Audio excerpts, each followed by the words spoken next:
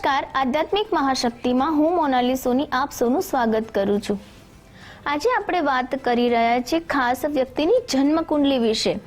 જન્મકુંડલી જે વ્યક્તિના જીવનના બાલ્યાવસ્થાથી લઈને વૃદ્ધાવસ્થા સુધીના તમામ તે પરિવર્તનો, તેના સુખ, તેના દુઃખ, તેના જીવનમાં આવતા મિત્રો, તેનો પ્રેમ સંબંધ, તેના માતા પિતા સાથેનો સંબંધ, તેના પવિત્ર જે બધા સંબંધો છે, સાથે સાથે તેનો વ્યવસાય, તેનું રોગ, તેનું દુઃખ, કષ્ટ, દરેકે દરેક પરિવર્તન તેની કુંડલીમાં જોઈ શકાય છે। આ બધા પરિવર્તનો ક્યારે અને કેટલી હદ સુધી વ્યક્તિને સારું કે ખોટું, સુખ અથવા તો દુઃખ પ્રદાન કરે છે, તેની માહિતી પણ વ્યક્તિની જન્મકુંડલી દ્વારા પ્રાપ્ત થતી હોય છે। વ્યક્તિના જન્મ કુંડલીમાં જે 12 ભાવ હોય છે તેમાં પણ તેના જે નક્ષત્ર હોય છે અને આ 12 ભાવમાં બેઠેલા ગ્રહો વ્યક્તિના જીવનમાં કેવું પરિણામ આપશે તે વ્યક્તિની કુંડલીથી ચોક્કસ નક્કી કરી શકાય છે। જ્યારે આપણે કુંડલીની વાત કરીએ તો સર્વપ્રથમ જે ભાવ છે તે વ્યક્તિના પોતાનો ભાવ એટલે કે પોતાના દેહનો ભાવ છે। તેનો શારીરિક દેખાવ કેવો હશે, તે વ્યક્તિમાં કેટલી શક્તિ છે, તેમાં હિંમત કેટલી છે, વ્યક્તિ કઈ હદે કેટલા કાર્યોને પાર પાડી શકશે, તેની સૂઝ, તેની બૂઝ, દરેક વ્યક્તિના વિશેની જે પોતાની માહિતી છે તે કુંડલીનો પહેલો ભાવ દર્શાવે છે। અને ખાસ કરીને જ્યારે કુંડલીનો આ પહેલો ભાવ છે તે મંગળનું ઘર ગણવામાં આવે છે અને સાથે સાથે સૂર્યકારક તત્વ પણ આમાં ગણવામાં આવે છે। એટલે કે કોઈ પણ એવો શુભ ગ્રહ જો આ પહેલા સ્થાનમાં બિરાજમાન થઈ જાય છે તો વ્યક્તિ તે ગ્રહ મુજબ તેનો સ્વભાવ, તેનો શારીરિક દેખાવ બનતો જાય છે। આગળ જ્યારે આપણે વાત કરીએ તો કુંડળીનું જે બીજો ભાવ છે તેને શુક્રનું પાકું ઘર માનવામાં આવે છે, પરંતુ જ્યારે વ્યક્તિને નિર્ધારિત આપણે જોઈએ તો વ્યક્તિનો જે પરિવાર છે, પરિવારનું જે સુખ છે, જે સંપત્તિ છે, તેને જે વહાલ અને સંસ્કાર જે તેને વારસામાં મળે છે, આ દરેકે દરેક વસ્તુ કુંડલીના બીજા ભાવ દ્વારા જોવામાં આવે છે। અને જો આ ભાવમાં કોઈ પણ સારો ગ્રહ બેઠો હોય તો વ્યક્તિને પોતાના પરિવારનું ઉત્તમ સુખ, સાથ અને સહકાર પ્રાપ્ત થાય છે। પરંતુ જો આ ઘરમાં કોઈ પણ પ્રકારનો એવો અશુભ ગ્રહ બેસી જાય છે તો વ્યક્તિને આ પ્રકારના સુખ અને સમૃદ્ધિ પ્રાપ્ત નથી થઈ શકતા અથવા તો કેટલાક પ્રકારની અડચણોનો સામનો કરવો પડે છે। આગળ જ્યારે આપણે વાત કરીએ તો કુંડલીનું જે ત્રીજું ઘર છે તેને બુદ્ધનું પાકું ઘર ગણવામાં આવે છે। એટલે કે તમારા ભાઈ અને બહેન સાથેનો તમારો સંબંધ, તેમની સાથે તમારું જે જીવન છે તે કહેવું રહેશે તે જોવા માટે આપણે કુંડળીનો ત્રીજો ભાવ જોઈ શકીએ છીએ। તેના દ્વારા આપણે આપણા ભાઈ અને આપણા બહેનના જીવનમાં આપણા થકી જો કોઈ પણ સુખ છે કે તેમના જીવનમાં કોઈ પણ પ્રકારની તકલીફ છે તો આપણે આ ભાવ દ્વારા જાણી શકીએ છીએ। તેમનો સાથ અને સહકાર આપણી સાથે કેવો રહેશે, આપણો વ્યવહાર તેમની સાથે કેવો રહેશે અને આપણા પ્રેમ સંબંધો ભાઈ અને બહેન સાથે કેવા રહેશે તે જોવા માટે ચોક્કસથી આપણે આપણા કુંડલીનો ત્રીજો ભાવ જોવાનો રહે છે। ચોથા ઘરની જ્યારે વાત કરીએ છીએ ત્યારે ચોથું ઘરને માતાનું સુખનો પણ ભાવ કહેવામાં આવે છે, કારણ કે ચોથું ઘર એ કર્ક રાશિ એટલે કે ચંદ્રમાનું પાક્કું ઘર ગણવામાં આવે છે।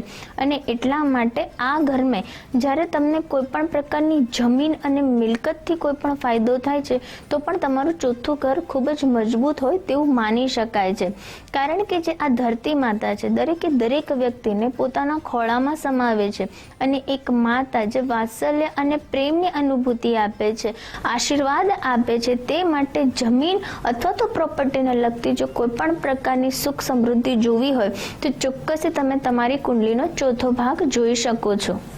આગળ જ્યારે આપણે વાત કરીએ છીએ તો કુંડલીનો પાંચમો ભાવ એટલે કે આ ભાવને આપણે સંતાન સંબંધિત અને વિદ્યા સંબંધિત ભાવ ગણવામાં આવે છે। કોઈ પણ વ્યક્તિને જે વિદ્યા પ્રાપ્તિ થાય છે અને જે સંતાનનું સુખ મળે છે તે કુંડલીના પાંચમા ભાવથી જોવામાં આવે છે। પાંચમું ઘર એટલે કે તેને સૂર્યનું પાકું ઘર પણ ગણવામાં આવે છે। સંતાન સંબંધિત કોઈ પણ સમસ્યા જો વ્યક્તિના જીવનમાં હોય તો અવશ્ય તેણે કુંડળીનું પાંચમું ઘર ચોક્કસથી જોવું જોઈએ અને તેમાં બેઠેલા અશુભ ગ્રહના વિશેષ ઉપાયો કરીને પણ વ્યક્તિ પોતાના સંતાન સંબંધિત સમસ્યાઓ દૂર કરી શકે છે. આગળ વાત કરીએ છઠ્ઠા ઘરની. છઠ્ઠું ઘર જેને રોગ, શત્રુ અને પીડાનું ઘર ગણવામાં આવે છે. આ ઘરમાં જો કોઈ પણ પ્રકારે શુભ ગ્રહ બેસી જાય છે તો પણ તે તેનું અશુભ ફળ આપવા લાગે છે અને વ્યક્તિને તે ગ્રહ સંબંધિત કેટલીક સમસ્યાઓનો સામનો કરવો પડે છે.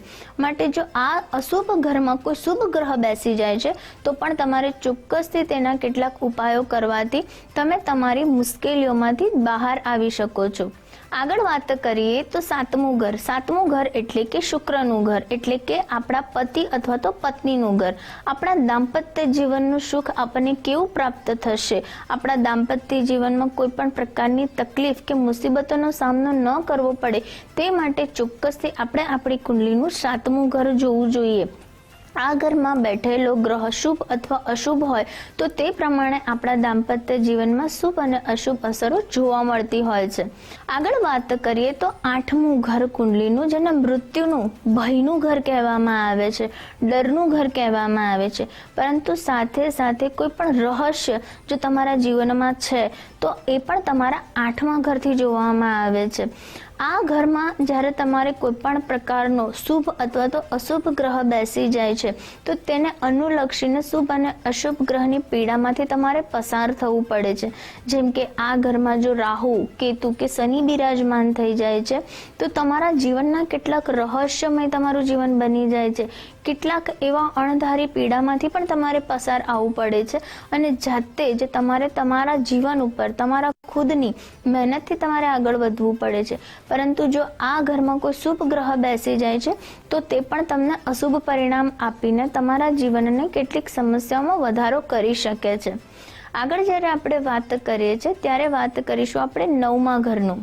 આગળ વાત કરીએ તો તે છે નવમું સ્થાન, એટલે કે નવમું ઘર. કુંડલીનું નવમું ઘર જેને ભાગ્યનું સ્થાન કહેવામાં આવે છે. અને જો આ ઘરમાં જેમ કે સૂર્ય, મંગળ, ગુરુ કોઈ પણ પ્રકારનો શુભ ગ્રહ જો બિરાજમાન થાય છે તો વ્યક્તિના ભાગ્યના દ્વાર ખોલી દે છે અને વ્યક્તિના જીવનમાં દરેક પ્રકારે સુખ, સમૃદ્ધિ અને સફળતા તો પ્રાપ્ત કરાવે જ છે, સાથે સાથે તેને દરેક પ્રકારના કાર્યોમાં સિદ્ધિ પ્રાપ્ત કરાવે છે. પરંતુ જો કોઈ અશુભ ગ્રહ આ ઘરમાં બિરાજમાન થાય છે તો વ્યક્તિના જીવનમાં રૂકાવટોનો પણ તેને સામનો કરવો પડે છે. આગળ જ્યારે આપણે વાત કરીએ છીએ તો તે છે 10મું ઘર, એટલે કે તેને કર્મસ્થાન તરીકે ઓળખવામાં આવે છે.